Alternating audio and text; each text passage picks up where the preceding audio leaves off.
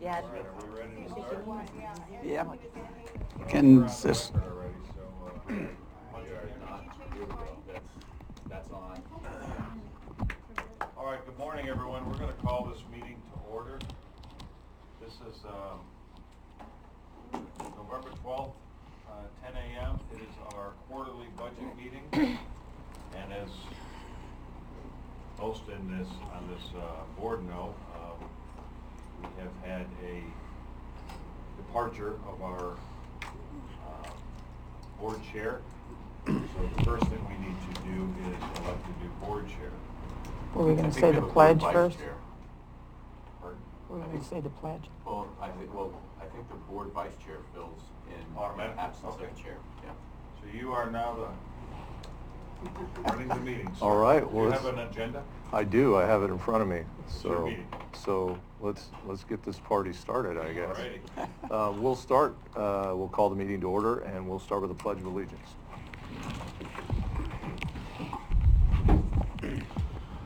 I pledge allegiance to the flag United States of America, and to the republic for which it stands, one nation, under God, indivisible, with liberty and justice for all.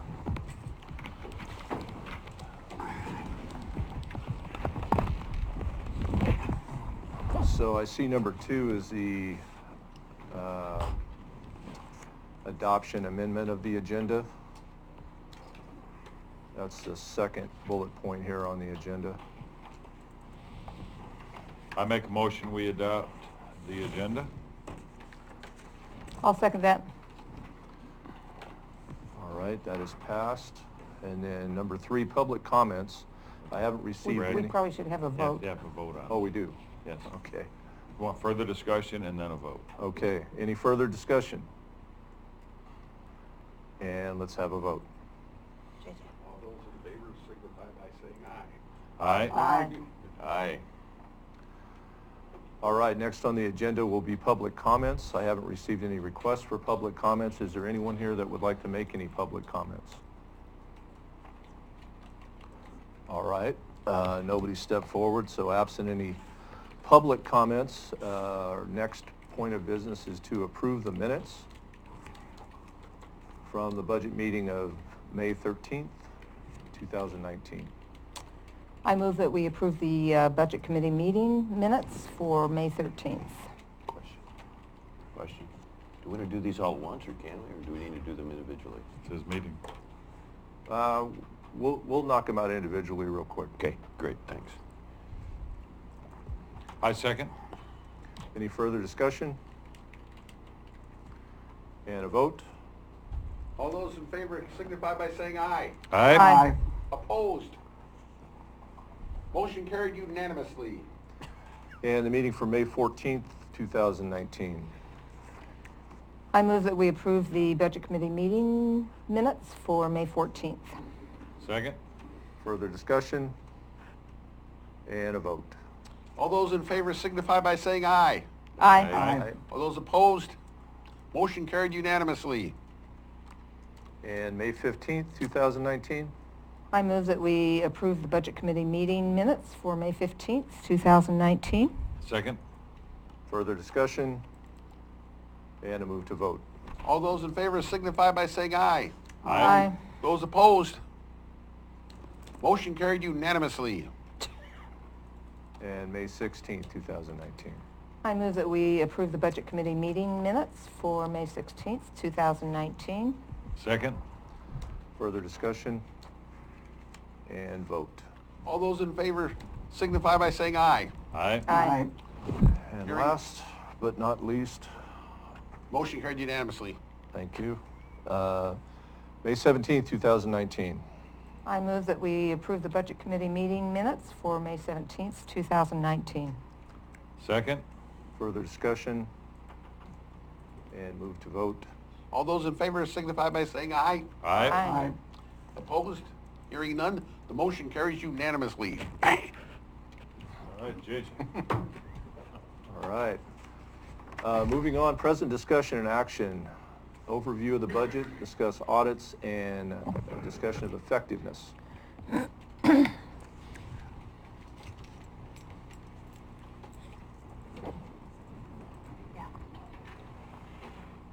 take that timer down off there if you want to, Charlotte.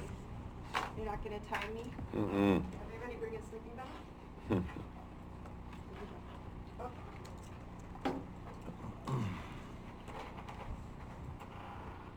Good morning, hold on, I'm short.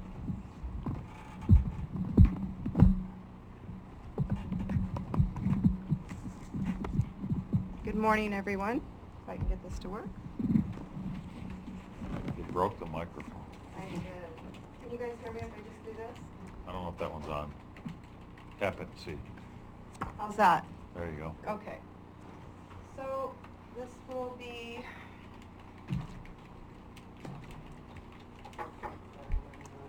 Not sure what's going on here.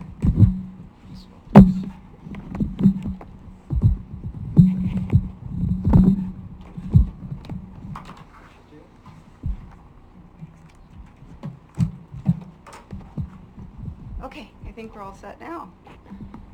So, the IRS October newswire set these objectives for public entities providing financial services, and I really thought this spoke to the objective of my office, so I wanted to share this concept with you. It says that we make a personal commitment to improve efficiency, modernize our systems and business processes, and find ways to better serve taxpayers. So that's really what I feel like I'm charged at, and I like the way that they put that, so I wanted to throw that out there for us to use as a commitment for our meeting today. Our agenda on the slideshow is, we get updates from the May 2019 budget meetings, the discussions there and responses for the questions that were posed, status of the last 3 years audits, and actually after I started preparing this, I think I went back a little bit more, but the slideshow will do just 2016 forward. The status of the first quarter of 1920, activities that have taken place since budget adoption, and we'll discuss some proposed solutions, take notes on there and see how you guys would like to handle that.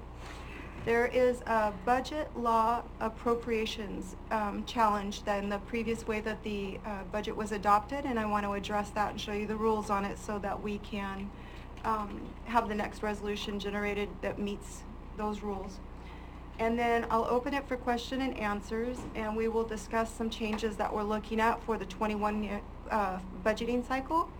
And then I actually made a mistake here. This You're Invited is an invitation for us to work out the schedule for January for a mid-year review and for May's new budgeting season together. So I'll just go right here. These are related to the May budgeting cycle and questions that came up. I'm going to ask Julie to help me a little bit with some of these. The first item on this was some questions that were generated about the Justice Court. Sure. One of the ideas that was brought up during the May budget meetings was the possibility of the county having a justice court. It was a great idea. Commissioner Pash and one of our budget committee members, or one of our other budget committee members, Mr. Thody, worked together on that. And basically we discovered that for our county it would not be appropriate due to the location of other courts that are happening in the county right now. So it would not make financial sense for us to have a justice court at the county level. Okay. CDBG grants, CDBG, got to get my letters in the right order there, sorry. For the Brookings Head Start project, the great news is Council Huddle and the previous finance director stepped up to better organizing that. The county had a lot of turnover in that area. And we had a mid-year review. We're doing really good on it with the Business Oregon team. And our CCD grant administration has all of our documents in place, and we're looking really good. There's just a couple things that we as a county need to take care of. And that grant cycle will close, or that grant project will close February 2020. And I don't know if anybody's had the opportunity to see what they've done with that project, but it's a wonderful building. We got to meet the director when we were down there that's going to be taking over. She had a little influence on how the building's going to look. And there's a lot of community engagement in that project. Everyone's really proud of it. So it's nice that we were able to use those grant monies for that. We're looking at reaching out to the county for different departments that are interested in applying for that grant next. You can only have one at the same time. And Director Schmelzer and the commission will be looking for which project we'll move forward with next. There is a new cycle for that they weren't expecting a special award cycle, and it's going to open next month, and it'll run through February. And if we can get in on that cycle, then we might be able to start a new project and get it approved before April. The regular season is July, and we would normally have to wait till then. But at this time, we have an opportunity to get ahead of the game a little bit right there. Then we have, information technology expenses. So our phone systems were challenged and a little archaic, and our director worked with IT to come up with a proposal. It looks like it's going to cost $57,000, and we want to keep that in our radar when we're doing our budgeting cycle in the spring. That's something that we haven't planned for. Then code enforcement, need for the BOC to endorse hiring a second one, and that has now been done. It's been adopted. The person's been hired, but it was not adopted into this budget cycle, so this is one of the changes that we'll be looking at later in the slideshow. The sheriff's office, the budget committee authorized increase in salary, and he says thank you, he's now fully staffed. We had a change with the state parks land swamp in the state that was redundant. It was supposed to be for Flores Lake. And they did approve the exchange, the board did, and the property for the state is across from the high school. And do you guys want to talk a little bit about that project? It's all in place now, and they've finalized those, right? We're in the process of approving the final transaction, but the board did agree to swap the Flores Lake parcels that were in discussion at that time for a different piece of property. That should be finalized pretty quick here.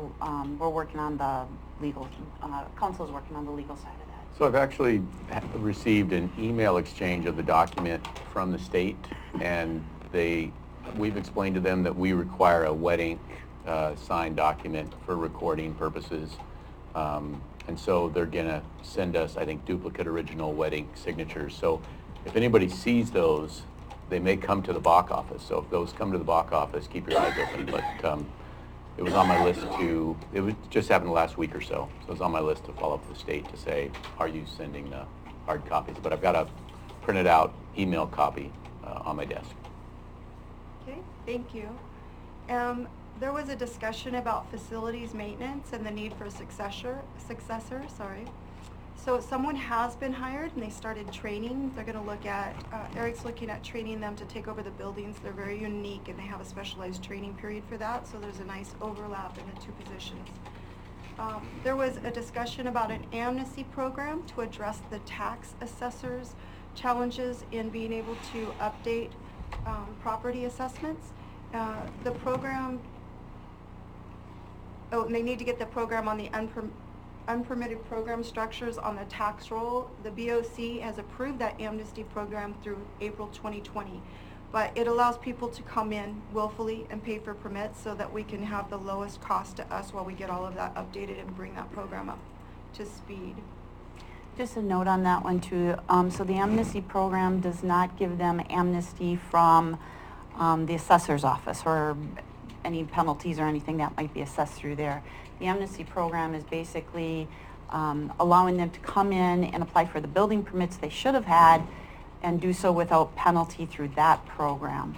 And then, as Charlene said, that will go through until April 1st of this coming year. And after that date, if we do find unpermitted structures that didn't go through the proper channels through planning and building safety, at that time we can start either issuing citations, or if the board approves a double permit fee when we look at our fee schedule, at that time that would be implemented. But until that time, people do have the opportunity to come in and apply for those permits without penalty from those two departments, planning and building safety. Okay to move on? Okay. The event center funding. The transient lodging tax did pass, and 35% of those revenues have been allocated to fund the event center. Coincidentally, because it passed, the sheriff will now receive 25% of that funding. The roads department, Rich acquired the new roads equipment and will report at mid-year on the cost savings to the county for that. The buildings official with Josephine County partnered with us, which resulted in an initial savings of about $10,000. budget committee member expressed concerns about the cost of materials and suggested centralized purchasing to save money and buy bulk. But these are great ideas, and to date, there have been some development with new relationships for vendors, one of which is Amazon. We developed a government account on there so that we get those rates and set the departments up with individualized accounts so that no billings can be crossed over. They just have their card for each department. I also found a savings on ink toners. They average about $85. There's a difference. Some of them are up to $150. And I was able to find a vendor that will do those for around $25 a toner. And the more expensive ones, we're looking at about $35. But it's a significant savings. We won't really be able to see the results of that savings until, of course, this budgeting year is over. There was some discussion on non-departmental revenues last season. For the example, the 3% tax on marijuana. Since the budget was adopted, the board has directed those general monies to go to the sheriff's fund. So that's a new line item there, and that will be saved for him, for his department. There was concern expressed regarding inmate medical cost. This past year, there was approximately $110,000 of the sheriff's budget that went to cover inmate medical cost.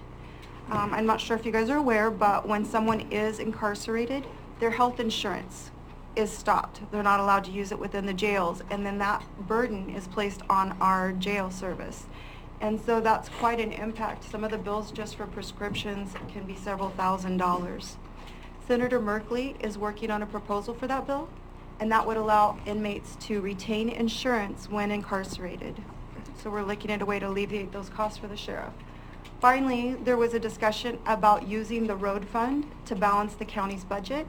The board has been pursuing several options to increase general revenue funds without accessing the road department's funds.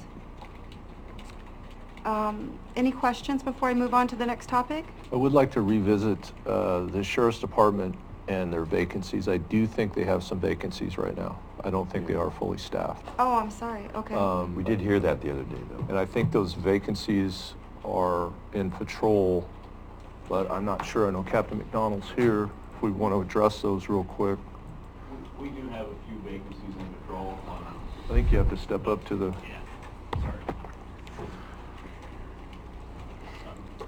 Just for an update on that, we do have, currently right now, we have 4 vacancies on the patrol division. Just part of that has been lack of ability to find qualified personnel. We just did an in-house where we're going to probably bring a couple over from corrections or from otherwhere in the sheriff's office that have shown interest in working on the patrol side. So we're currently working on that, but we're recruiting all the time. And we had one person that we had to let go, and we had another person that decided he liked working in the jail better, which we like that when they realize that themselves. So that's what has created our deficiency on the patrol side. The rest of the sheriff's office, dispatch, jail, everything else, we're at full staff. It's just on the patrol side. And then you mentioned inmate medical. Just so you guys are aware, I don't know how close you watch it, but we currently have 2 people in jail right now that one of them is costing us a little over $6,000 a month in medications, and the other one is costing us about $3,500 a month in medications. So right now, currently, we're spending a little over $9,000, pushing $10,000 a month just on prescriptions. So that's just a heads up. You guys know that's one of those deals that some years we get lucky, some years we don't. You can't. It's a moving target. You can do your best planning for it, but you never know what's going to happen. And then the other part on the inmate medical, I think you guys know we had contracted with Curry Community Health to provide medical services in the jail. They have given us notice some time ago that they're not going to do that and provide that service. So we are currently trying to find another vendor to provide medical services in the jail, and that you may see a proposal in the not too distant future that will probably cost more than what we were spending before. We'll see. I mean, it's just a heads up. That's where that's heading. So, yes, Commissioner.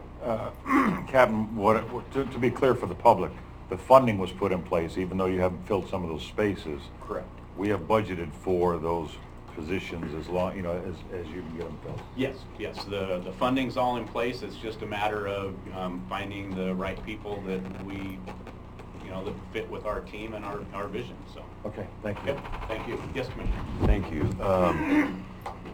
Sorry. Obviously, the solution, the problem of all rural counties are dealing with this on the pharmaceutical issue. It's got to come from the state legislature. Would it just run this idea by the board and the budget committee? Would it be a wise approach to have a task force or committee to just have the public look at this, be aware of what's going on, and have that be some kind of a bridge to getting better attention with the legislature and hopefully even challenging them in the short session? And we might be able to also affect change for other counties that are dealing with this. This is a gigantic issue. It is, and I think that Senator Merkley has the right idea. His bill is backed by Oregon Health Plan and the other major providers. And I know it will be endorsed by the Sheriff's Association. I'm sure the Association of Oregon Counties will endorse it. I know the Chief of Police Association. The thing about that is what it does is it affects every county in the state because every county is required to manage a jail. We all have the same issue with the cost of medical in the jail. I mean, I believe Coos County pays, I'm thinking upwards of $500,000 for their medical coverage in their jail, and it might even be like $750,000. Now, and even like for us, if insurance kicked in, well, we could have a provider in the jail that we might still have to pay some, but they would be billing insurance companies for most of the services they provided, so it would directly reduce our costs. So, yeah. Yes, ma'am. Do most of the inmates that come in have pre-existing insurance when they come in, medical insurance? A lot of them have Oregon Health Plan. Not many of them have private insurance. Some do, but a lot of them either have Oregon Health Plan or Social Security, or because they're either disabled Medicaid, or Medicaid. Medicare. But as soon as they come through the door, right now that currently stops. So if we can keep those active while they're in custody, it makes it a lot better on them. I mean, when you read Merkley's position and the reasoning behind his bill on it, it does. It allows continuation of care that right now they don't get that.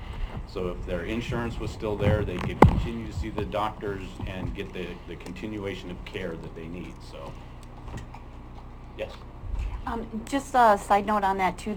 So for our next meeting, a resolution is scheduled before the Board of Commissioners to support Merkley's bill, and Joel Hensley from the Sheriff's Office will be present at that meeting to provide additional information about our situation, and then I think in detail about the expenses that we're currently incurring. So if anybody wants more on that, tune in. And when we get that resolution, we're going to actually forward that right to Merkley's office so that he can present that along with other signatures throughout the state. Perfect. That would be great, and it'd be a cost savings. If we can get it through, it would be something good for all counties, including Curry. So, All Care has also been very instrumental in watching this subject and working with Merkley. I know I've had conversations with them to see if there's anything they could do to help reduce those costs. So I think we have a pretty good representation and effort coming out of Southwest Oregon to address some of these concerns. I have a question. Is that covering the veterans' health care too, this bill? Yes. yes, it cuts All out federal. all federal, everything, all state. If you have Blue Cross Blue Shield, they don't even have to pay. So, Okay. That's ridiculous. Even if you're not guilty yet, you're just charged, yeah. and they kill your insurance. That's ridiculous. And Yes. that's nationwide. Yeah. Yeah, I agree 100%. That is. Where's our civil liberties? I'm assuming these people that are in custody are serious offenders.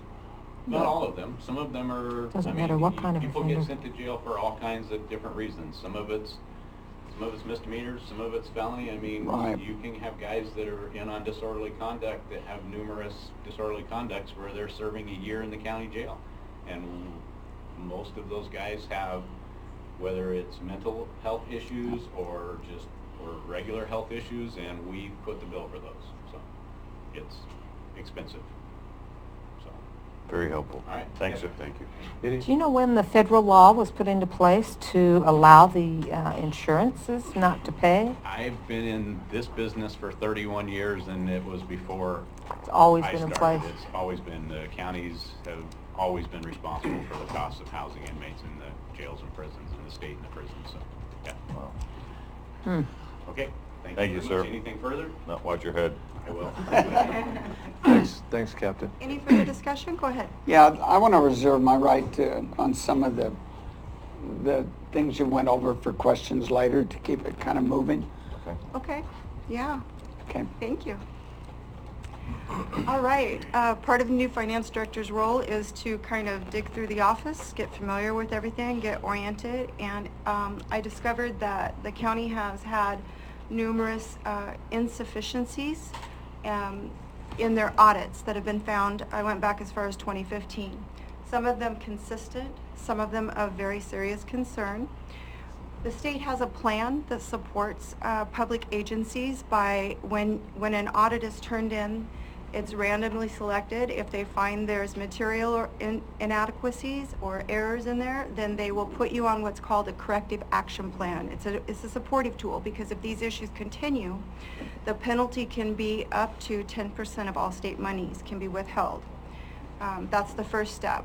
There isn't really anything else beyond that they can do, but the point is to be accountable for how we manage the taxpayer revenues, right?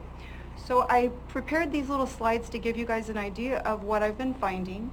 These are a summary for 2016, 17, and 18. Each year, these audits were filed late. They're due by December. They were filed in May. The secretary, and this is my comment about the program that I was just describing to you. The September 2018 edition, if anybody's interested in it, you can email me and I'll send it to you, but it details the plan of how to work with the state to get a corrective action taken. I've drafted a response for all the things I'm getting ready to go over with you, and part of that plan includes meeting internal controls for all of the accounting principles and state rules, and then submitting that to the Board of Commissioners. And if they agree with the solutions that you've presented, then they would adopt it. It would go through the minutes, and then that plan would be turned into the state with a support of a resolution and the minutes. Those things have not been done for the entire history of these. So that's why we're taking care of it now. Their summary of these findings are significant deficiencies in internal controls over accounts receivable, findings for material weaknesses in internal controls and instance of material non-compliance for federal award management, significant deficiencies in internal controls over segregation of duties in payroll, small permitting, and inventory across the department. These are not just one department, these are a few.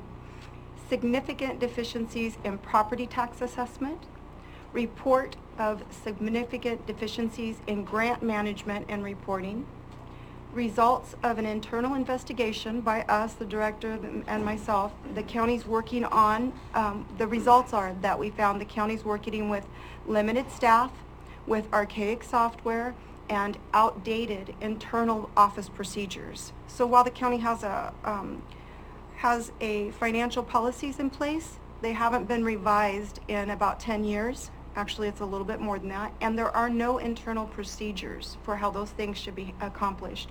So if you have turnover in staff, anybody that's coming in behind someone else, there's nothing there for them to find how to pick up that job and go forward with it. Each environment's different. I worked in multiple government agencies over 15 years.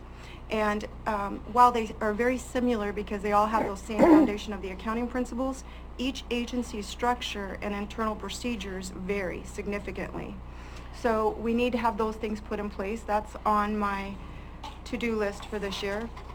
The plan of action that I submitted, the administrative and finance teams are researching solutions to address these challenges and have established interim procedures. A plan of action has been drafted and is under review. When a plan is approved, it will go before the board, and a plan must be adopted by the board before it can be submitted to the state. I'm sorry, I'm repeating myself a little bit here. I'm nervous. but I wanted to let you know that this is important. It's something that hasn't been brought to the board's attention in light of the rules for correcting these kind of circumstances before. They are aware now, and we are working together to make sure to have a plan in place so that not only will this situation be corrected, but we address the root causes of what created the circumstances that this office is dealing with. And my commitment is to update the policies and create internal procedures that will address these. So from now on, there will be a consistency in these practices within both of my departments. Any questions? Yeah, I just have one question. I know our audit is due by the end of 2019. Have we made an appointment for that, or where are we on that? Unfortunately, the communication with the auditor has not been great. I haven't dealt with the situation that I'm dealing with in this current circumstance. The previous finance director and the finance team started that process in the spring, and I've reached out to him several times. I actually had support having one meeting with him to try to resolve some of these things, and I haven't heard from him since. So I took the initiative to file. By the way, with these late audits in the past years, no one filed for an extension. So that's not good for the county.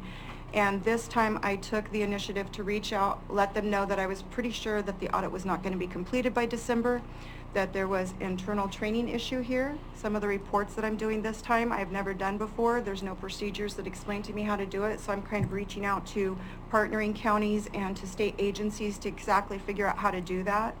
I have contact lists from the previous finance director, and I'm using those to navigate different people across the state to get those completed. But in the meantime, the auditor hasn't been communicating, and I'm not really sure exactly where we are in this process, so I filed for an extension. The state called me this morning. The one that I went up, the third week of October, I went to a conference for the Oregon Government Finance Officers, and I talked to a lot of other counties and said, here's what I'm experiencing. How do you guys handle this? And they gave me some ideas about what to do. They showed me the way things are done in their offices. It's very different from the current practices here. So I stopped by the state, and I had a meeting with the audit division and explained what I was finding and got their input. They were kind enough to provide a summary of their findings and how chronic the situation is with the county, and I got that in writing with supporting documents, and I submitted that for our Director of Operations to see what the condition is and what I'm doing to resolve that at this time. I filed for the extension so that at least this way we have permission to be late, and they just called me just a couple minutes before this meeting, and we made an appointment to talk later this afternoon to see what we can do to address the request with the current status of the finances. When do you anticipate this audit to be completed? I've had zero communication with our auditor, so I'm going to go with the past pattern. He's been with us 2 years before, and each year his audit has been submitted in May, and he did not submit all the legally required documents. We are currently on the state's deficiency list. Is this contracted through a private auditor? This is an RFP that we contracted with, and I have approval right now, and I have a draft RFP to go out for bid in the spring. We will be getting a new auditor. Because I notice on some of these, like the significant deficiency in property tax assessment, the software limited staff, those are the issues we dealt with in the last meeting, and we've taken care of some of that. I did find solutions from the previous finance director. However, those solutions did not bring us in compliance, and that plan was not submitted in the way that it was legally required to be submitted, so the solutions weren't adequate. They were great ideas, but I'm sorry, I don't want to disagree with you, but you know, we approved new software for the assessor's office. We approved a new hire. the assessor's office has a plan, and the Board of Commissioners has been working with them. These are just what were stated in our last audit. So yeah, there's a lot of activity to correct some of these things, but some of the solutions that were presented were not approved by the state. They don't approve them, but they didn't meet the minimum requirements. The tax assessor's office has been very proactive in addressing the concerns there and working with the board to fix those things. We just haven't had an audit since they put those things in place. Well, I think it's pretty important that we have an audit prior to the budget meetings, I would think, to address these at that time. Am I off base here? But, I would concur with that, and we're hopeful that this, you know, like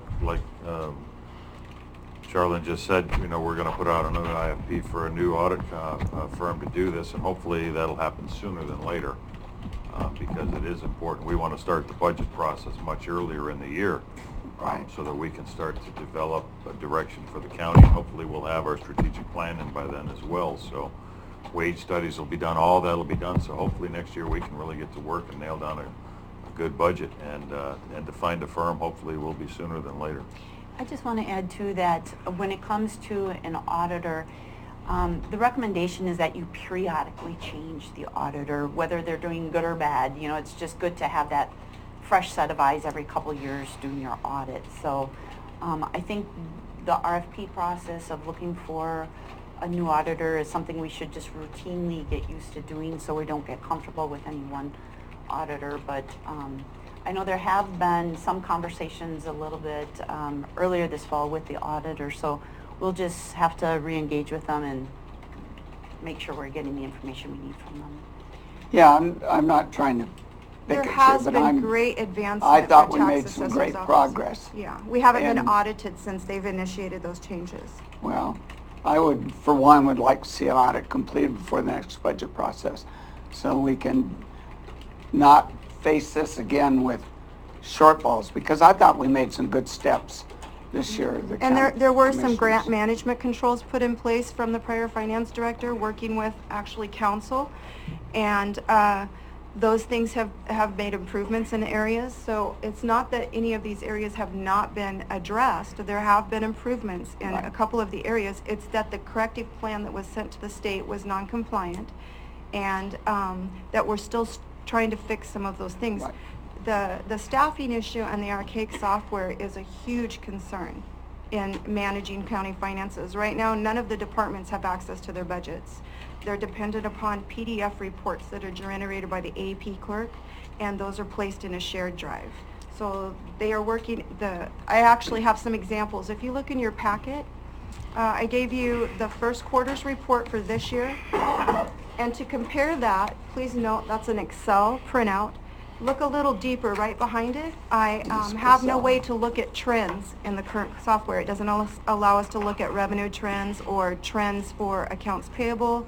The previous finance director did all of that in Excel. So the first one is after I took it out of the software, exported the report, and manipulated it to look that visually pleasing. The second one is what our software currently generates without me doing anything to it. And it really looks to me like something that fell out of the 90s. We should be able to analyze expenditures. We should be able to conduct payroll analysis. Our departments should be able to work their 5-year plans in the software. We should be able to be transparent with the public. And I should be able to do analysis in all these different areas for my office. This software does not do that. Right now, it has to be generated and worked in Excel. I believe that it's a disservice to taxpayers to pay someone at my salary to have to manipulate data in Excel manually. This is 2019. These days, those reports are generated in 1 or 2 moments, and this is costing us a lot of time, and I believe is the priority next to concerns for workload on these audit issues. So our tax dollars are paying for 2 individuals to be in my office, just for example. Those individuals are overworked. They're trained, they've been with this agency for a very long time. The payroll coordinator, 22 years, my AP clerk, 11 years in January. And yet, with the current practices and software limitations, they're overworked. They're wanting to look at hiring someone else. I say that that is an unproductive, inefficient choice, that we should be looking at a more productive, efficient software. Every department head should have access to their budget. They should be able to look at where their expenditures are in a moment, not spend their time playing with their budgets and struggling with it. They have other things to be doing. They should be able to address that in just a few minutes. Sure. So software is something that the Board of Commissioners will be looking at with Charlene. Charlene, can you keep going with other parts of the audit or perhaps the next slide? This is the current status of our general fund. This is the print from your report, and I wanted to make sure that you guys were able to see the balance of the general fund, the liabilities and fund balance. And then this is the status of those accounts. All departments are printed and they're in your packet. I have a concern because of those negative numbers that you're seeing on there. General fund is the only one that I put in the PowerPoint for you. So I pulled that report, the second report that you have there, to look at where were we last year at the same time in the quarter, and to be able to see if that was something normal within this environment. In other environments, I would have been able to move those funds around to make sure that everything was covered. Here, things are done a little bit differently.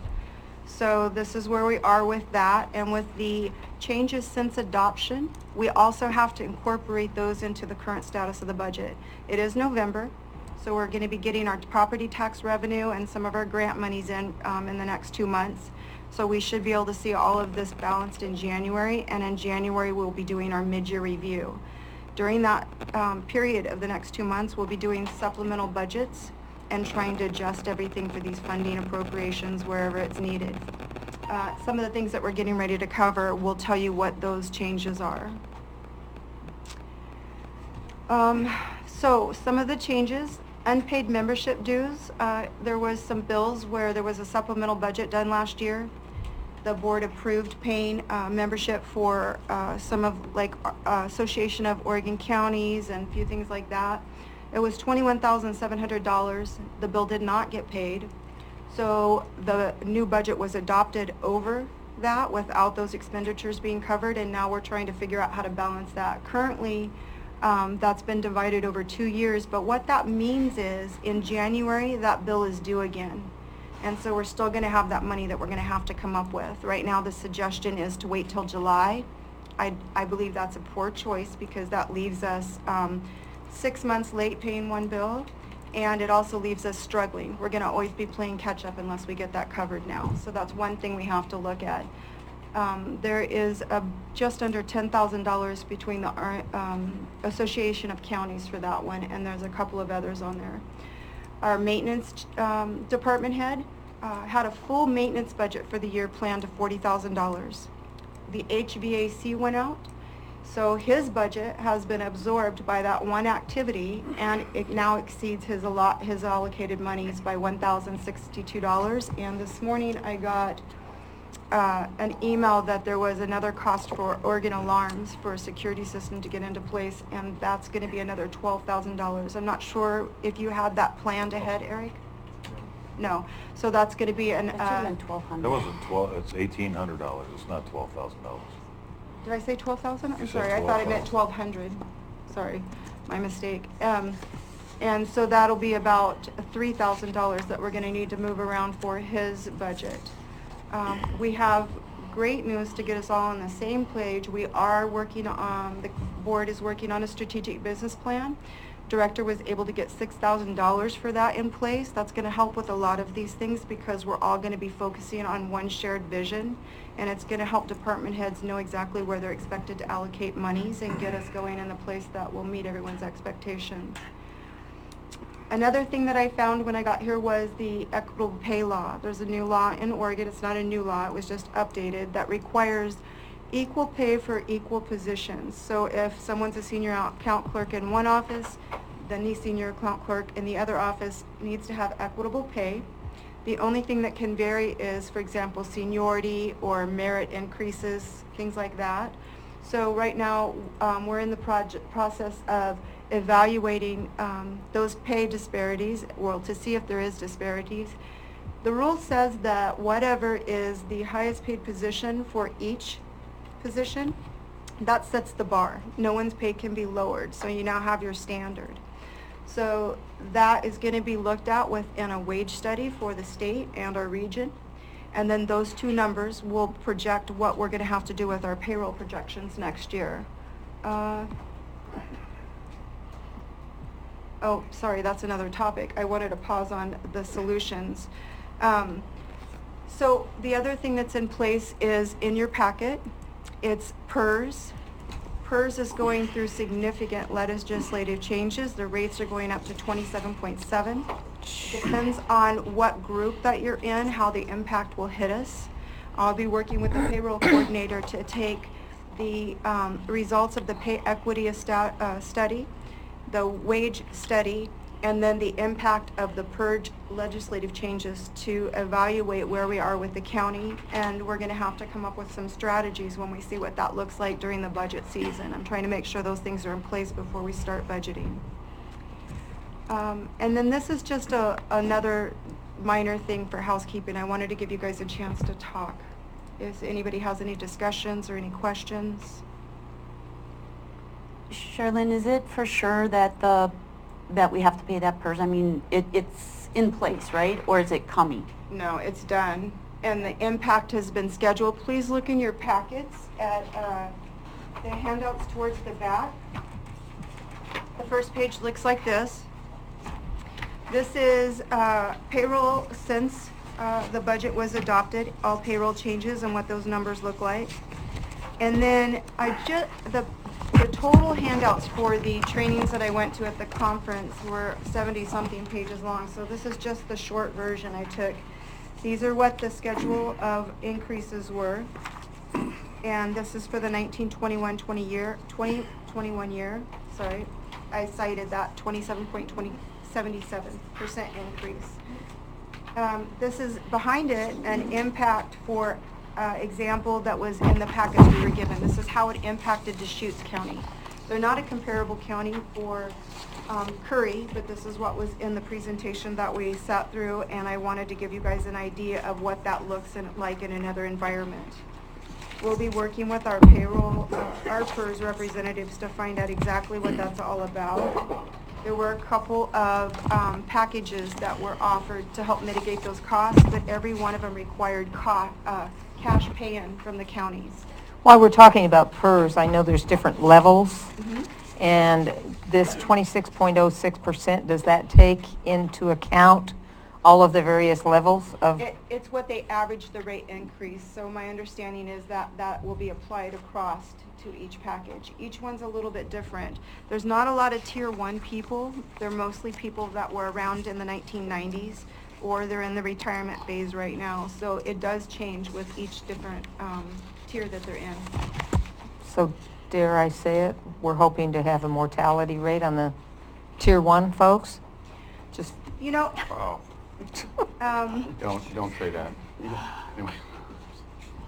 so these are some of the packages that were offered. I wanted you guys, you'll hear about those in the public and on TV, and I wanted you to realize I was aware of them. The impact to the county would have been significant, and the requirement was to cash upfront buy-in. So I didn't know that I don't feel that we have the funding to be able to do what they were asking us to do. And they also gave us a tiny window. So needless to say, those presentations, there was a lot of questions and answers and begrudged people. One of the things that was noted was a few counties had said, well, maybe, you know, we'll just quit buying into PERS. We can find another retirement plan. But PERS has a rule that once you buy in, there's no backing out.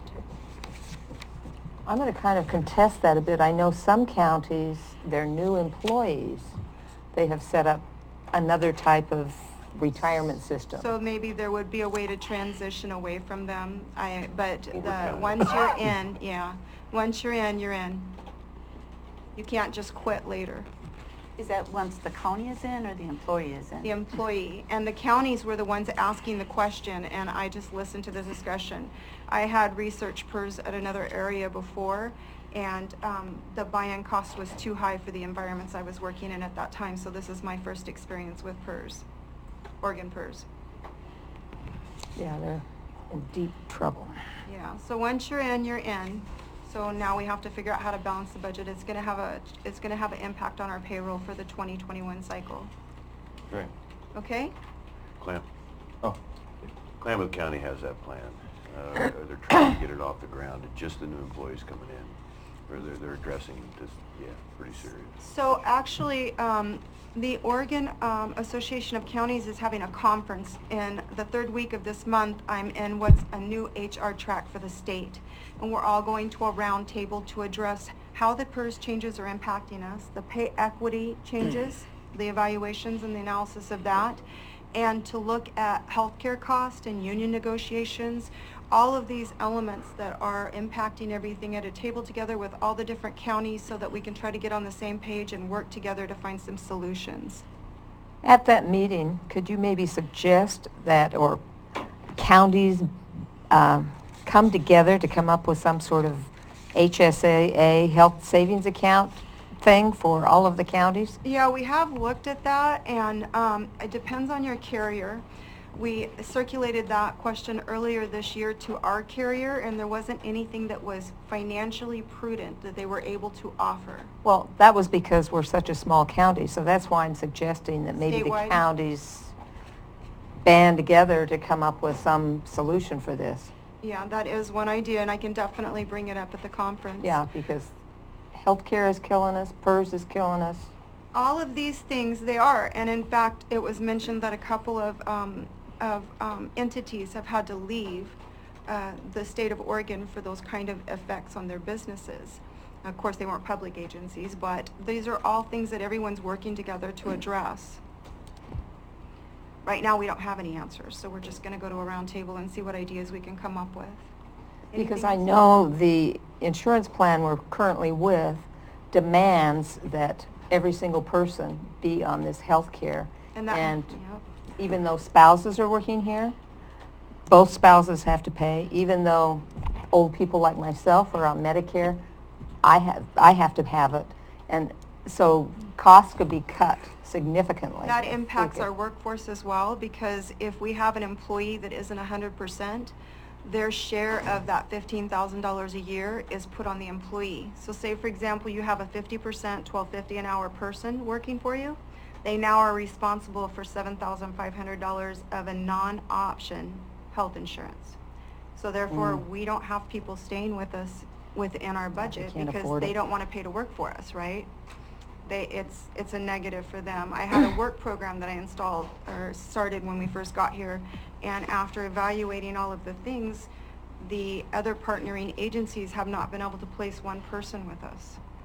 So that was a rule I was unaware of at that time. It's my fault, but those all things they all impact us. So anything else?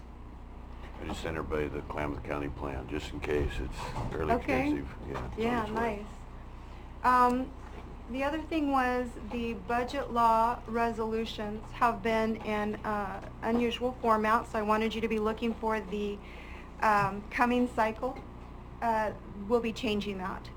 So I gave you the page 56 of the budget law manual. I don't know if anybody's familiar with that, but basically in your resolution you have to list the budget per program or department, whatever your preferred term is. And in the past, it's been listed by the fund. So we'll be seeing the budget resolution next year look a little differently. It will resemble, I'm sorry this is so tiny, but this is one I got from Jefferson County. It will resemble something like this. It's going to cost more to place the ad, but it is budget law that it is done this way. And it has been since 2012. Okay, do we want to take anything before I go on to anticipated changes? No? Okay. So, as we just discussed, the cost changes of PERS regulations for SB 1049, the potential impact of the pay equity analysis is an unknown variable, and it falls under these statutes, and it became effective in January of this year. We had to have the analysis done and evaluate that through payroll that started on July. Employers may not renew the compensation of any employee in order to comply with the law. Everyone else has to be brought up to the standard of the highest paid employee in that like position. Amounts owed to an employee because of a failure of an employer to comply with the requirements of the pay equity law are considered unpaid wages. So the reason I put this in there is I wanted that you understand that if there's anything determined where we've shortened someone's salary from being equal to someone else, we're going to have to come up with the funds to pay that person from the time of the implementation of the law. So these things are going to have a significant impact on our budgeting cycle in the coming year. And this, after that positive note, are the time for question and answers. Do we have the figures on the code enforcement? What's come in for fines, and what do we anticipate if we had another code enforcement officer? Yeah, I don't have any projections. We can get that from the department head in January. They'll be doing their presentations. But I do have in the reports that I gave you the status of his budget at this time. The person that he hired is new right now. So we're not sure exactly what that will be. I can comment on that. So code enforcement falls under the community development department, which I happen to be the director of that department. So I don't have the exact numbers for you, Member Thody, but I can tell you this. Being the first year of the program, our code enforcement person has taken what I would call a softer approach than just going out and issuing citations. We really want to give people a chance to comply with the code, because compliance is really what we're trying to get, not financial resources. So he's actually done a great job working with people, giving them first chance, second chance, third chance. He and I actually had a conversation last week about the expense of running the program, and when you do try that soft approach, how much it costs. Because you could go out there right away and issue a citation. You bring more money into the program. It's really not the best approach, though, when you're dealing with land use and code compliance issues. So with this new code enforcement person coming on board, the board is at their next meeting, the board will actually decide whether or not they're going to hire that person. But moving forward and having more staff available to help, we've discussed maybe not doing the three strikes you're out approach, but maybe after you give them the warning, if they don't comply, maybe that's when we proceed with issuing the citation. And that will help increase some of those revenues as well. I did reach out to the cities to see if maybe they would want to pay for some of those code enforcement services as well. I'm waiting to hear back from all of the cities on that. We did have Port Orford actually ask if they could help, or if they could use one of our code enforcement people for their services. So that can help offset some of our costs with that program as well, some of those services. But moving forward, we've just, like I said, being the first year in the program, we took a softer approach. We didn't hardline it on the citations, but moving forward, we're going to have to. Well, I can appreciate that. I mean, coming from a career in law enforcement and regulations, but we're talking about PERS, increased costs. We're talking about adding another person, and I know that's kind of out of the realm of what, but I would express my concern that we need to be conscious of hiring and adding staff, because I think you said your office was overworked and underpaid, but also that was a common what I heard all last year from people in this county, employees.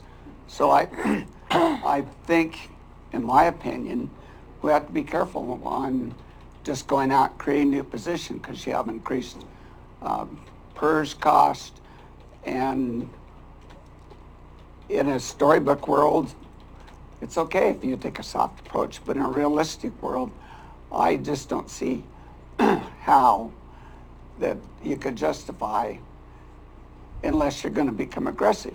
And That's a That's- good point. Yeah, sorry, go ahead. That is something that this board has addressed, and I want to make sure that the budget committee understands.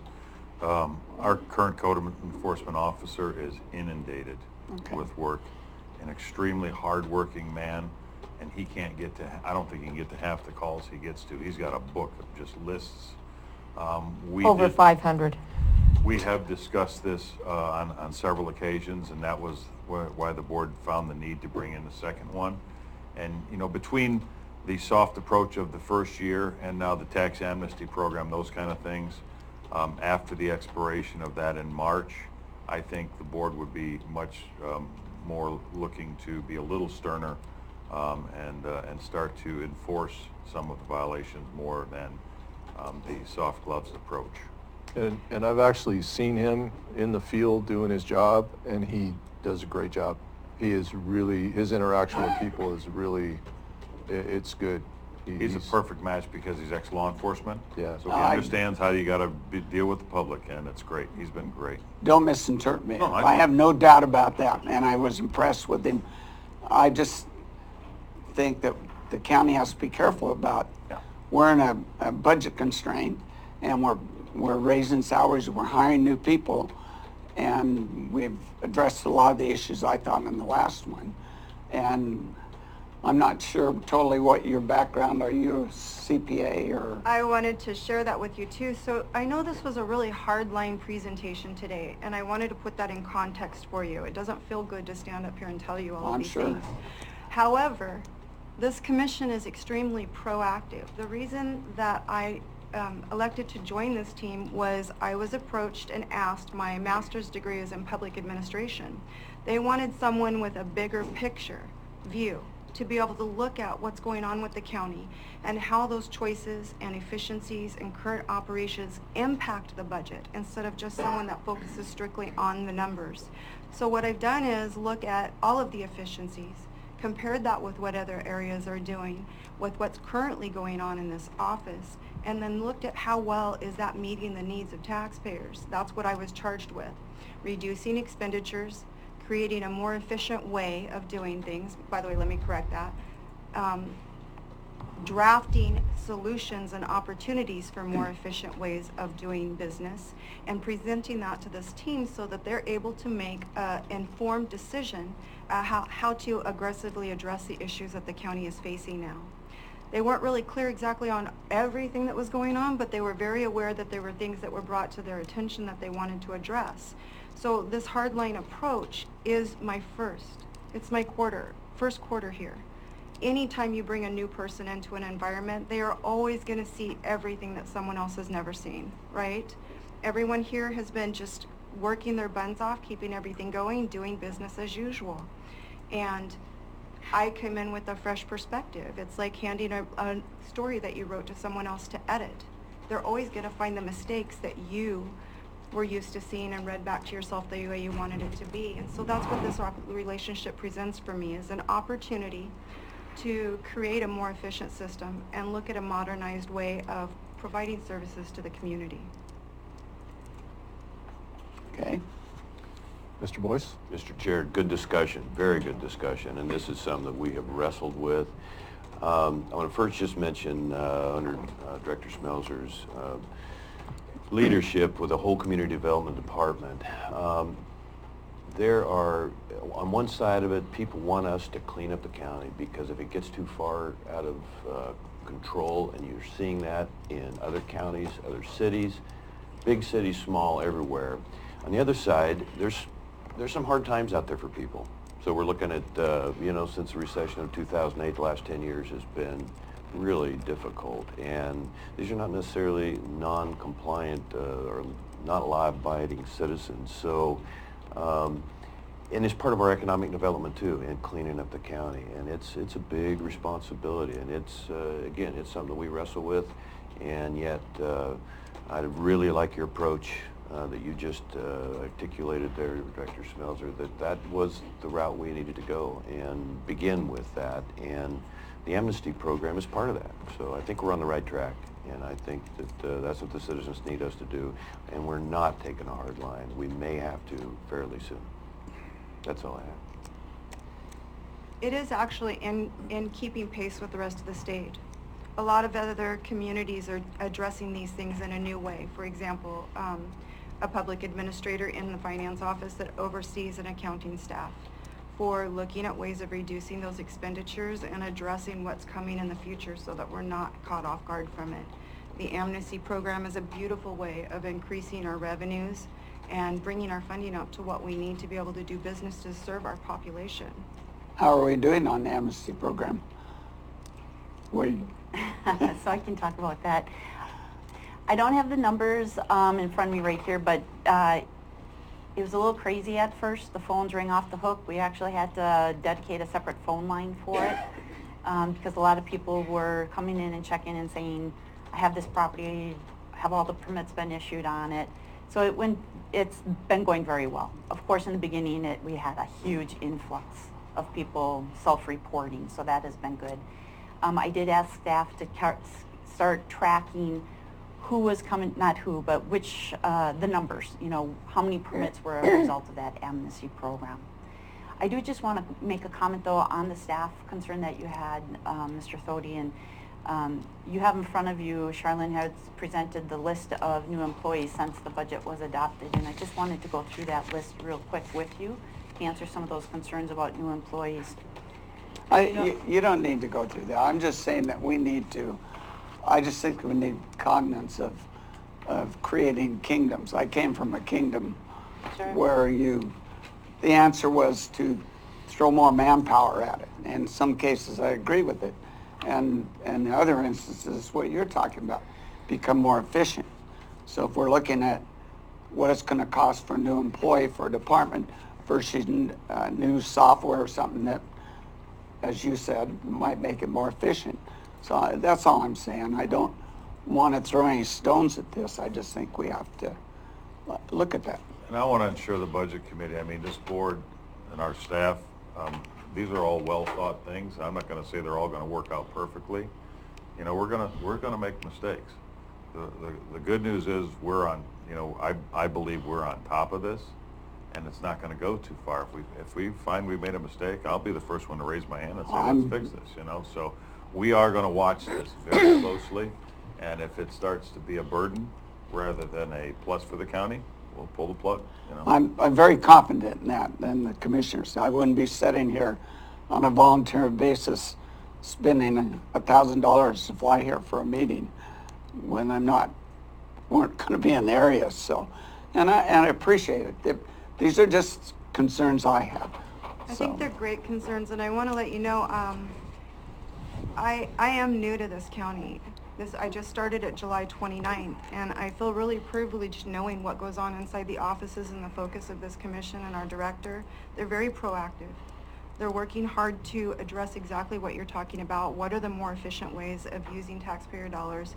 Are we getting our bang out of our buck? Where are we putting that money? Where do we need it? Getting stakeholder input. Taxpayers are included in those processes. I'm sure you've heard in the community some of the programs that they're on top of. And just hearing the interview that they conducted with me when I was hired, that's what was the deciding factor for me, knowing that this is not business as usual. They're taking a very strong approach at cleaning this up and seeing what we can do better and letting things stay that are working well. I agree with that 100%. But I have to ask questions. I'm sorry. Absolutely. Things Absolutely, yeah. Things that No concern me. complaints at all. And I'm, I'm kind of interested in where we're at in the transit tax. But you're a Marine, so. Yeah, no, I'm not a Marine. I came from the Army where we carried Marines up the hill. Just kidding. I can answer that question as well. Okay. Where we're at on the transit tax. So the transient lodging, Can we go back to, I would like to hear your report on the employees there, if that's okay, Mr. Chair. Sure. I Oh, don't I'm think it'll sorry. take I very didn't mean long. to cut you off, Joe. That's okay. okay, so I'll answer So- that question, then I'll go back to your question. Thank you. So the sheet in front of you has the code enforcement, and as Charlene had indicated, we are going to be hiring a new code enforcement person. Some of that will be paid with citations, of course. We are also looking at different ordinances right now that will bring more money to our sheriff's department, and that will also include covering those code enforcement expenses. So we're working on that. So that will not, what you see as budgeted, a lot of that will or should be offset with some of those ordinances that are coming down the line. For the building department, you'll see that we had an administrative assistant. She was working 37 and a half hours. She was raised to 40 hours. That is due to the workload down there, but also because we want the offices open to be open on Fridays, and that person will be has stepped forward and said she would be willing to take on those Friday hours. So there is a slight increase there. We have a building inspector trainee that we added. He's an irregular employee. He's being paid $17 an hour. That is a position where currently we contract for some of those services, and we have other people being paid an irregular salary at, for example, $35 an hour. By bringing that person on house as a trainee, we can get them trained to do those services in-house at a cheaper rate than what we're contracting or paying other people to do. The other thing with that position is we have an agreement with Josephine County where they are actually paying for our employees to get educated through their internship program. So that's not costing us those the full expense of educating them or getting them the licenses that they need. But in the long run, it's actually an investment because we'll be able to pay them, we'll be able to save over $15 an hour on some of these employees, on that employee in the long run. The surveyor, we did take we outsourced our surveying, which in the long run saves us money on the surveyor expense. We took the savings from that, and we added it to the admin person that was in that surveyor's office, and added her to the community development department to help pick up some of the needs that they had in that department. So the money we save on the surveyor position is added to the admin position to rather than hiring another person for community development. We're seeing the permit log has greatly increased in the building safety department, so with that you do have to add staff, and one way of doing it was taking somebody from the surveyor's office, making her full-time, adding to her wages, putting her in community development, taking the money you save on the surveyor's position to offset her salary. Economic Development Assistant, so the Economic Development Assistant is a new position, and that was added because when the transient lodging tax program was proposed, the committee that worked on that, I believe, was under the understanding that the state would collect the transient lodging tax. The state does not collect transient lodging taxes. So once that program was voted in May, we actually had to hire somebody to collect that tax because, like I said, the state wouldn't. So we had to collect that ourselves. So a portion of the transient lodging tax dollars goes for that salary. The county also implemented a building license program so they could understand what businesses we have, work with, which ones are dealing with chemicals. Maybe our fire departments should be aware of things of that nature. And a portion of those building license fees actually go to pay for that program as well. The goal is that program is completely self-funded, so that would not be a strain on the general fund. As far as the occupancy, the Assistant Facilities Maintenance Director position, that was budgeted, and that is basically an interim position, so to speak, that when the current Facilities Maintenance Director retires, that this person would then step up and take that position. So it's really looking at more of a succession planning type position. That will not be a long-term position. So I mean, that person will eventually move up, and that position that was just approved will not be backfilled. So in the long run, saving money. The facilities, this person, when they become the Facilities Maintenance Director, will not be at the same rate as the current Facilities Maintenance Director. So again, it was more of a succession planning move and long-term strategy to save money in the long run. And that's time sensitive as well. Yeah. With the other two you have before you, the Boca expansion and the juvenile position, those are grant-funded positions. So when you look at all the staff that's really been added, the one that's really going to be in addition to the budget, so to speak, not back to the general fund dollar, or that would rely on the general fund, would be that code enforcement position, but long-term that will be offset with some of the programs and funding sources that we're looking at right now to pay for that position, as well as add money to the sheriff. Did you mention you're wanting to hire one more person? No.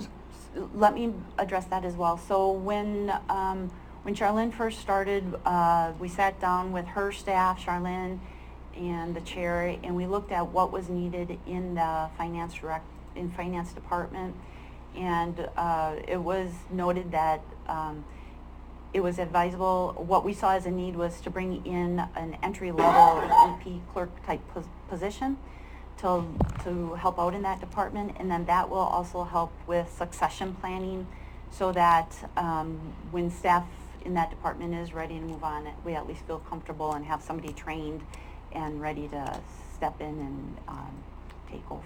Okay, thank you. Okay.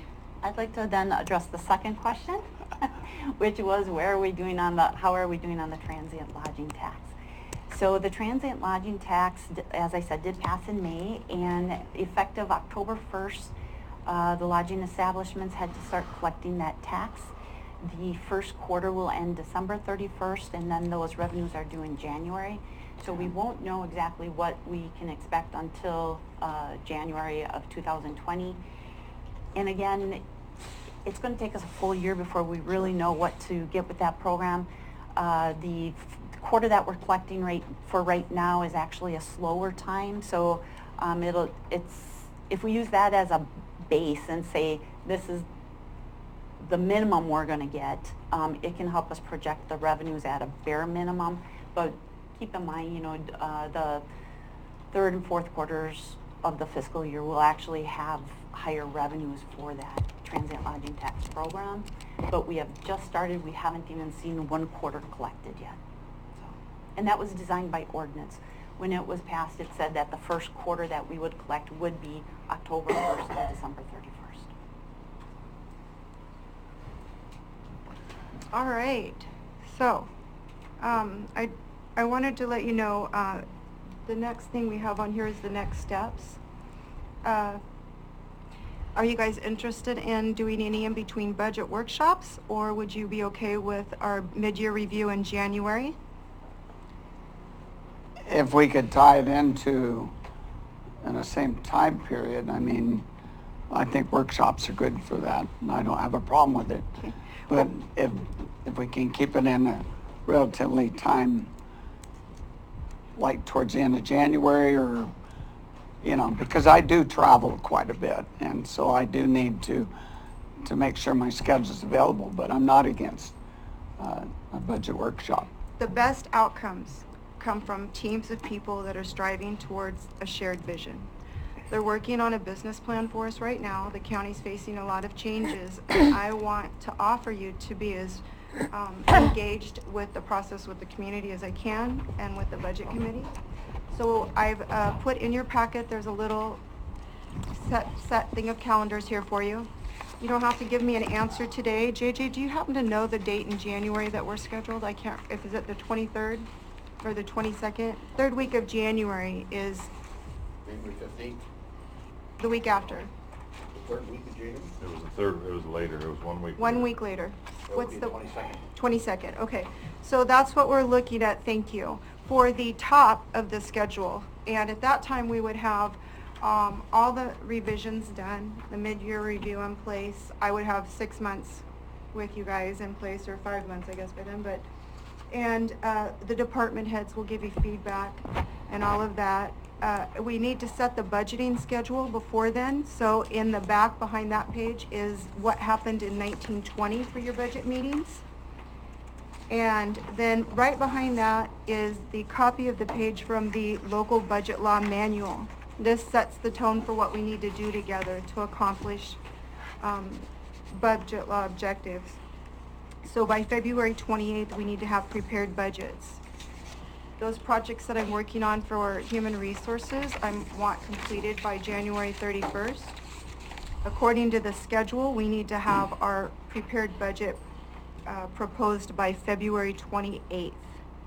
So keeping those two deadlines in mind, I would say we would have our meeting on January 22nd for the mid-year review. That will go over where we are in making the changes and bringing everything current for today. And then January 31st is my latest date for the pay equity project to be completed. And I have the payroll coordinator and I will be having a meeting to look at those PERS numbers, and we'll combine those two pieces of information in January to be able to know how to set up information for the department heads to know how to handle their payroll when they're making their budgets for the year. But we have to have that prepared budget in the table by February 28th, so I'm offering a meeting between the end of January and the first part of February, so that by February 28th we can be prepared. Is anyone interested in workshops during that window? Yes. Yes. You said the Okay. end of January? Well, I want to, if I get it done early, I can contact you guys, but No, that's fine. If Okay, you said- January 31st is the pay equity completion date. That's fine. And then we have to have stuff in place for proposed budgets by the 28th of February. So I'm asking those weeks in between, what would you like to do? Those are good for me, any of those. Yeah. Why don't you send weekly. us out a calendar of 4 or 5 different days, and we can all button in on what day we're Yeah. all available, and we can do it that way. Okay, so I have given each of you a business card. Anyone that would like to participate in that process, please email me so I can put you in the loop, okay? And that way I'll have your email that you want me to do, and then I'll get that part of the schedule up and running for us. Does anybody know of any conflicts that they have right now? I during that don't know of time? any. I don't have any. I don't have any. I think everybody's pretty open. The so- other Are thing I those would- Wednesdays that you're talking about? Anything you guys want to do, we're way ahead of the game right now, so I will make it work. I have an audit for the roads STF fund during that window, and that's the only thing that's set right now than regular work in the office. Is there a day of the week that works better for the commissioners? Well, Wednesdays for workshops is what we pretty well, Okay. Yeah. Is that best so- to stay with that, do you think? I think so, because I know Wednesdays are sacred to me. I make sure How I'm about available. if we just try to pull the first 3 workshops, the first 3 weeks? Do you want 3?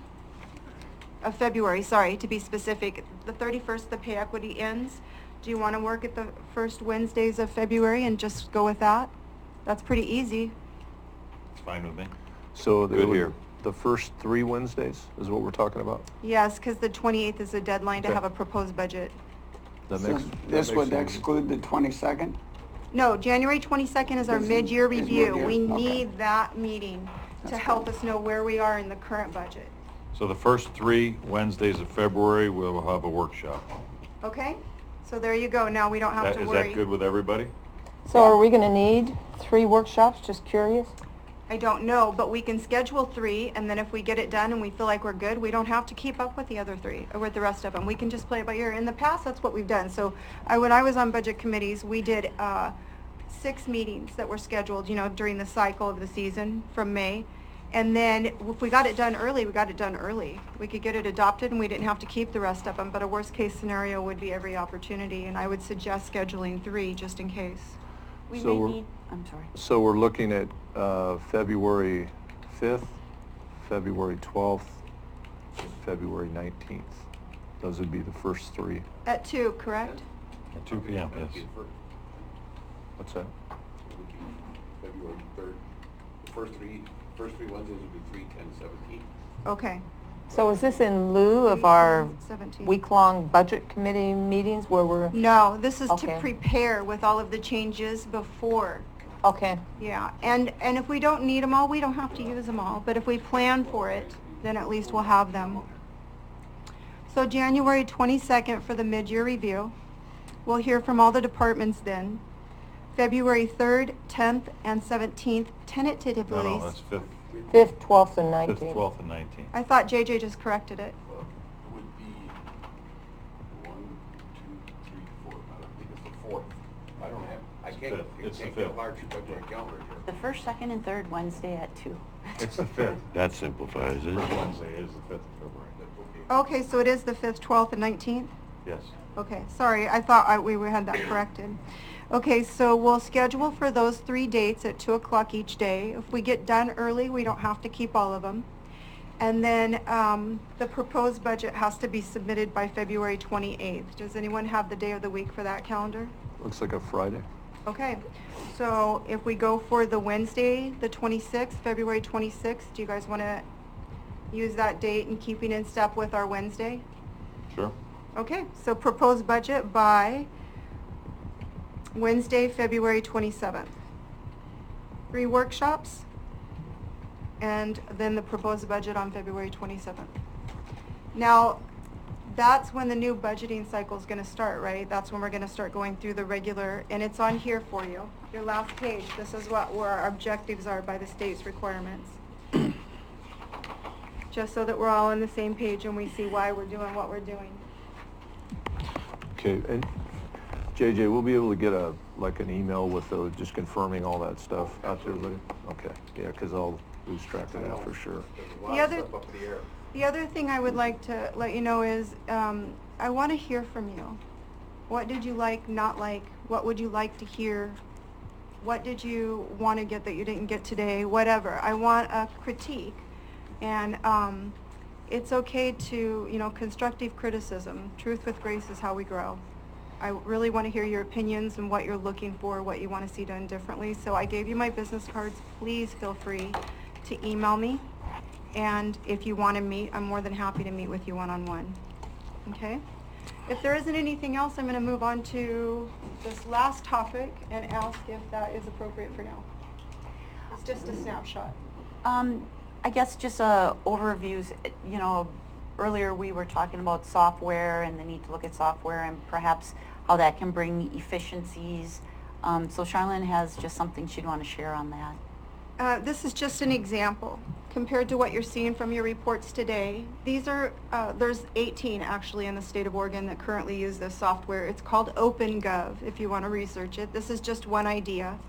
But the city of Ashland, if I can get my hand over here. This is an example of their CAFR, their financial report, generated from this software. If you're interested, email me. I can send you some hyperlinks, but this is just one example of what we can compare it to. There's also, sorry, I can't see from the lights. And I want to say, while she's working on that, I sat through demonstrations of this software, which we've recorded. If anyone, commissioners or any of you would like to see it in action. I'm not an accountant, but I will say from the software I've ever seen in my life, wow. And I believe the efficiency of the software would far exceed its cost annually. It will make things more efficient. It will allow us to do analysis on cost, payable projections. I guess those will work. Because you got to make it the actual slide. From current slide, go up top. Yep. Thank you. We can do analysis and see where is the most of my money going in this department. Payroll, department heads have 5-year plans. These 5-year, I'm sorry. There we go. 5-year plans. Right now, if you look at our budget, the way it's printed, we have this big old long general ledger number. That number's behind this listing. So city council and all their breakdown expenditures are there. You just don't have to see the numbers. There is a parks operation fund. That easy. Boom, the report's ready. And it's unlimited users. Every department head and anyone that they designate will have whatever access that the department head decides that is appropriate, or the commission. For example, you wouldn't be able to put money in your own fund if it crosses over segregated duties. And you could have, like our assessor's office, they custom make their own report. So they get with finance and they actually put the line items in that report that they want, and it's at our assessor's fingertips whenever he wants it as a department head, and then he just ships it over to our finance office, and they can generate what they need from it. So it's a great way for the different departments to control their own budgets and do some changes in there if they want to, and to generate these reports. It's just a matter of clicking a button and it's there. What's the cost of this, and when are you looking at doing this next cycle, or? We're not sure we're going to do it yet. Yeah, it has to go to Thinking the about workshop, and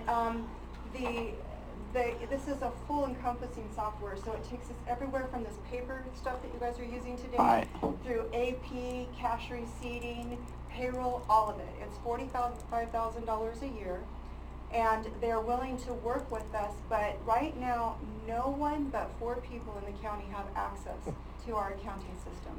And Only 4 my people? staff, Yeah. yes, my staff is overworked. They're trying to keep up with things. In this system, we move from, they're physically creating claims with tons of paper this thick, walking it over to my AP clerk, who then manually goes through all of that information, provides corrections, whatever she needs to do to enter it into the system, to send it to me. Mind you, it goes from a clerk in their office to a department head, to my AP clerk, to me, to Julie, or to a commissioner.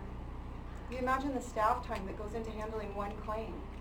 This is electronic. Somebody uploads it in there, They pass it up the chain of command, someone else looks at it from their desk, does their next step, and you meet those internal control requirements within moments, and the department heads will have overnight access. As soon as it batches for that night, the next day they see the real-time impact on the budgets. Plus it shows transparency. Yes, and Each transparency that's- for the public. Charlene, what are we currently paying per year for Cassell? $12,768 a year for PDF documents and 4 people to use and not be able to do any budgeting in it. No analysis, no Have to expenditure be at trends. the microphone. Sorry. I'm sorry, everybody. I know that I'm a little bit passionate about this. For me, I'm used to something a little bit more productive than using spreadsheets. And the previous finance director was great with Excel and spreadsheets. I think it's a waste of taxpayers' money for me to be sitting at my salary manually doing these calculations when this software will do it with a click of a button. The commission will have access to all that information. She's making departmental decisions countywide. We don't need her to have to call the AP clerk and say, can you give me a PDF document so I can manually do calculations to figure out what I want to do for this? I mean, we literally, as commissioners, we're handed, from CINA, we're handed a basket every week. And it's basically the accounts payable invoices. And it's sometimes this thick, and we look through each one. And if we're doing our job, we literally look through the invoices sometimes as well and look at what, you know, the expenditures of the county. And it literally takes a lot of time. And we'd still want to look through those invoices, but the nice part is on these reports, the invoices are generated right in with the pay sheet. So you can literally scan the invoice right there as well. Everything is at your fingertips. But all the data still has to be put in, right? It's done, you wouldn't believe how easy it is. In fact, one of the things, Is it scanned in or? some of it's scanned in, it's uploaded. Oh, by the way, countywide storage for paper documents. Can you imagine the deterioration rate of capital projects like Brookings Head Start over 10 years? We're required to keep those capital projects 10 years on paper. The deterioration and the cost. We're struggling for office space for all of our departments, and we have an abundance of offices sitting with boxes of paper that our records are deteriorating in that could be stored in this cloud. Please let me show you this example. Where were your property tax dollars spent for in the last 5 years? Who do you think would like to go onto our county website and be able to see where their tax dollars were used? At their own time, at their own schedule. It's updated each time we put cash receipting in. It batches overnight, and it's available to people that have access, different views. And a lot of this can be put up on the website so the public can look at it as well and know where their tax dollars are being spent. And I think that's cool. Just for Pretty cool. clarification, the slide you have up there is not Curry County. No, that's Klamath County. I picked that one because of his comment earlier. Good Just job. an example. Yeah, it's just an example. But right now, in contrast, if I may, the information that is, can someone help me with this? Shared with the county, our current communication with the, boy, I am just nervous. You're The doing fine. cost of the software, Doing great. does it also cover the storage, the cost of the storage of the data? So that's Yeah. all encompassed in it? Yes. That's pretty good. And they're actually willing to come, we wouldn't do it in one bang. We're going to do it in stages, like 3 different stages. That makes sense. And they will come and get everyone up to speed on that stage before they move to the next stage. So it'll actually take, I think they said, what'd they say, Julie, a year and a half to get this fully implemented into the county? And that's included in the whole cost of it. That's included in the cost. So right now, here's what you guys get. Department heads are using this to run their departments from. This is in contrast to what I was just showing you. This is what our county leaders are using to manage oversight for the county. Charlotte. Sorry. This is what we've had for, Tina, do you remember the implementation date? I think it's 20 years. This is what,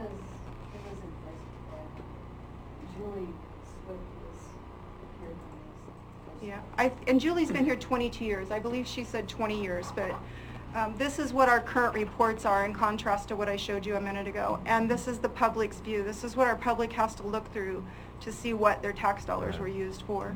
And the department heads That's all they have to work with in creating their budgets. So the strategic plan that the commission is in the middle of for us, that software that I showed you can be used for the ruling document, and each department can tie their budgets and their strategic planning into the objectives that are defined in that strategic plan. So I just wanted to leave you on that note because I think you can tell I'm a little bit passionate about getting this fixed. But we have our meeting dates. I thank you very much for your time. I know it does sound like a lot of money, but please understand that some kind of a change needs to take place, and this one empowers everyone to have authority over their own budget, access to it, and transparency. Will it increase the workload for the individual departments, or? It will lessen the workload. Those manual documents and the storage that we're required to keep, all of that's going to go away within a matter of time with this. People won't have to manually walk paper claim forms over to CENA anymore. They can create them in their place, load up the verification. She can sit at her desk, review that material, do her part. It will go to the next person. If it's approved and it balances, we have that internal control. Checks can be printed. And by the way, our payroll clerk is entering time for the whole county manually from paper sheets. Yeah. Paper sheets, we enter our payroll. This has an automated, you do your timesheet right from your desk, and your department head verifies it as you do. So each individual employee could go on and do their own timesheet. Exactly, yeah. And then the supervisor reviews it, which is a system I'm used to. That's what this does. Exactly. Yeah. Thank you. Yeah. Yeah, I didn't know that we're doing it that way. Yeah, like Julie's in there manually entering all the stuff. The every team week. we have here have been trying so hard, and they're overworked, and they've just been doing it this way for a long time, and I think that it costs the county more money to pay for a $12,000 software than we can do with one that handles all of these things that we're talking about. We're having a workshop on the 27th of this month to review the benefits and evaluate that software. Won't be here. So by saving time, it sounds like that's what we're looking at. You're going to be giving these individuals that, say the payroll clerk or whatever, other duties? Right now, I'm not sure, right now, the office is not being run efficiently. By standard business practice, bank reconciliation should be happening the first week of the following month. It's taking 3 months for them to get done. Julie's time is absorbed with entering paper documents and doing the archaic way of doing her payroll liabilities and her manual reports for the federal and state government and everything. I believe that will free up their time, provide efficiency and transparency, and reduce our need for another person in my office. Okay. Thank you. Thank you. Thank you very Yes, much. Thank you. I didn't suck all the oxygen out of the room. No, don't worry. Okay. Great direction, good work. So moving along, are there any Budget Committee questions and comments? Anyone? Mr. Chairman, could I address a question that came up a little bit earlier from Mr. Gold about the assessors? You have to come up here. Yes, come on up to the podium.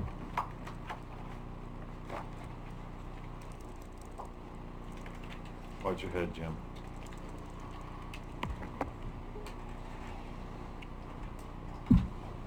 Mr. Thode, you mentioned earlier that the Budget Committee had addressed the assessor's software system. And I appreciate the progressive thinking of last year's Budget Committee with regards to the assessor's office and their software system. And you did budget money for a new system. We're still in the review process to where we're looking at the potential systems. I think I mentioned to you at budget time, there's basically two potential systems in the state of Oregon. We're still reviewing those. We expect to make a decision in December. Either company is ready to begin the project in January.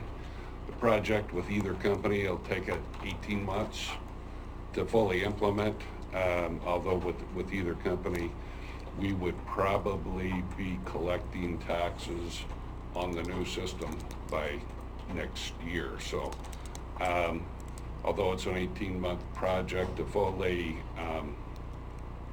implement the new system, we're ready to get going, and we'll be bringing a contract to the commissioners in December. So, I guess the thing that you said was, didn't we resolve that? You did, in a sense, but it takes a while. I should have said address it. Yeah, thank you. Thanks, Mr. Cole. Any questions on that? No. No, sir? Thank you. Thanks, Assessor. Any other Budget Committee questions or comments by anyone? I All right. appreciate the effort of, one last comment, that we're moving this along earlier this year instead of the last minute. I think we discussed that. This is a very good time frame to wrap this up. Thank you. You're welcome. So our next meeting, I'm sorry. No, we're going to get a recap email with the schedule we outlined today. Absolutely. We'll Great. get schedules for you guys. I just would ask that you email me with the business card I gave you, and we'll get a recap. JJ's got his fingers on the minutes, right? Okay. Thank you, Mr. Chair. So our next meeting January is January 22nd. That's our next meeting, Yes, sir. Mid-year and- review. and we'll see everybody then. Any last questions or comments? Nope. And we'll call the meeting adjourned. Thank you. Thank you, everyone. Thank you.